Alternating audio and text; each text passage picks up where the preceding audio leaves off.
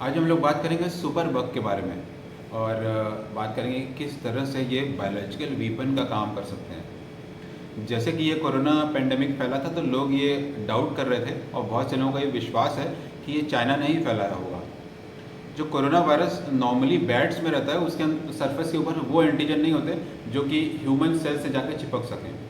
किसी भी वायरस के सरफेस पे कुछ एंटीजेंस होते हैं, स्पाइक प्रोटीन्स बोलते हैं। ये जा करके जब होस्ट सेल से चिपकते हैं तो वायरस फिर अंदर जा करके इन्फेक्शन कर सकता है। इसके बीच में, इस म्यूटेशन के बीच में कुछ मिसिंग लिंक्स हैं, यानी कि कोरोना वायरस जिसके पास कोई स्पाइक प्रोटीन्स नहीं थे और जिसने स्पाइक प्रोटीन्स डेवलप कर लिए हैं, इन दो स्ट्रेन्स के बीच के जो स्ट्रेन्स हैं वो मिसिंग है। तो साइंटिस्ट लोग ये अंदाज़ा लगा रहे हैं कि शायद चाइनीज़ लैब में इन स्पाइक प्रोटीन्स को दूसरे वायरस में डेवलप किया गया, वहाँ से जीन्स लिए गए, उसे इस कोरोना में डाला गया और इसकी वजह से ये नोवेल स्ट्रेन बन गई। ये ऐसी अनोखी स्ट्रेन बन गई, दुनिया भर में किसी के पास इसके प्रति इम्यूनिटी नहीं थी और इसकी वजह से ये इतना सारा जो है वो हंगामा हुआ। लेकिन वायरस के अलावा क्या बैक्टीरिया, फंगस और पैरासाइट में भी सुपर बग बनाए जा सकते हैं?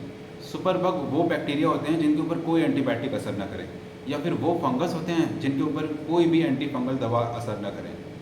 तो एज ए स्किन स्पेशलिस्ट हम लोग पिछले 2-3 सालों से देख रहे हैं कि फंगस बहुत ज़्यादा फैल रहे हैं और इन फंगस के ऊपर कोई भी दवाइयाँ, जो फ्लूकोनाजोल, इट्राकोनाजोल नॉर्मल दवाइयाँ होती हैं, वो भी असर नहीं कर रही हैं। क्या ऐसा हो सकता है कि चाइना ने एक फंगस को बनाया हो जो कि सुपर फंगस हो और उसे दुनिया भर के देशों में फैलाया हो सकता है। इसके पीछे उसका वेस्टेड इंटरेस्ट भी है। जो एपीआई है, एक्टिवेटेड जो फार्मास्यूटिकल इंग्रेडिएंट्स होते हैं, यानी कि जितनी दवाइयाँ एंटी एलर्जी की, उसमें एंटी एलर्जिक जो मॉलिक्यूल है वो चाइना में बनता है। जो एंटी फंगल हमारे हिंदुस्तान में कंपनियाँ बनाती हैं, वो कंपनियाँ रॉ मटेरियल चाइना से खरीदती हैं। करीब 70% एपीआई के लिए हिंदुस्तान चाइना पे डिपेंडेंट है। तो अगर चाइना इस तरह के कोई इन्फेक्शन को फैला सके जिससे कि यहाँ पर एंटी एलर्जिक और एंटी फंगल की डिमांड बढ़ जाए, तो ओवरऑल चाइना का इसमें बहुत ज़्यादा फ़ायदा होने वाला है। ये सुपर बग्स क्रिएट कैसे किए जाते हैं? कोई एक बैक्टीरिया है और हमारे पास सिर्फ मुट्ठी भर एंटीबायोटिक्स हैं, बहुत ज़्यादा एंटीबायोटिक्स नहीं है हमारी लिस्ट में। उस बैक्टीरिया को हम एक कल्चर मीडियम में डालते हैं और थोड़ा थोड़ा डोज एंटीबायोटिक्स का डालना शुरू करते हैं, हर एक एंटीबायोटिक का। थोड़े दिनों में उसमें कुछ ऐसी स्ट्रेन्स डेवलप हो जाती है जो कि सारे के सारे एंटीबायोटिक्स को डाइजेस्ट कर सकती हैं और किसी से भी नहीं मरती। लास्ट में उस पूरे सॉल्यूशन में हमें कुछ ऐसे बैक्टीरिया जिंदा मिल जाते हैं जो सारे एंटीबायोटिक्स डालने के बाद भी जीवित रह गए हैं। ये वो म्यूटेंट्स हैं, ये वो सुपर बग्स हैं, जब इंसान के शरीर में जाएंगे तो कोई भी एंटीबायोटिक इन्हें मार नहीं पाएगी।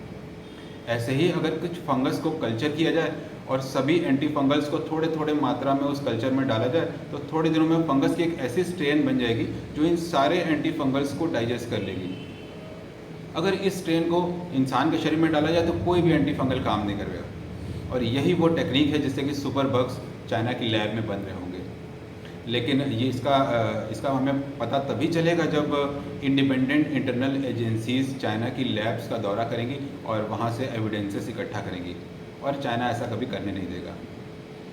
तो हम लोग प्रैक्टिस में जो देख रहे हैं, हमें ऐसा लगता है कि कोरोना से बहुत पहले भी शायद चाइना इस तरह के एक्सपेरिमेंट्स कर रहा है। उसने कुछ इस तरह के बैक्टीरिया और फंगस बनाए हैं और न सिर्फ बनाए हैं बल्कि उन्हें दुनिया भर में फैलाया भी है।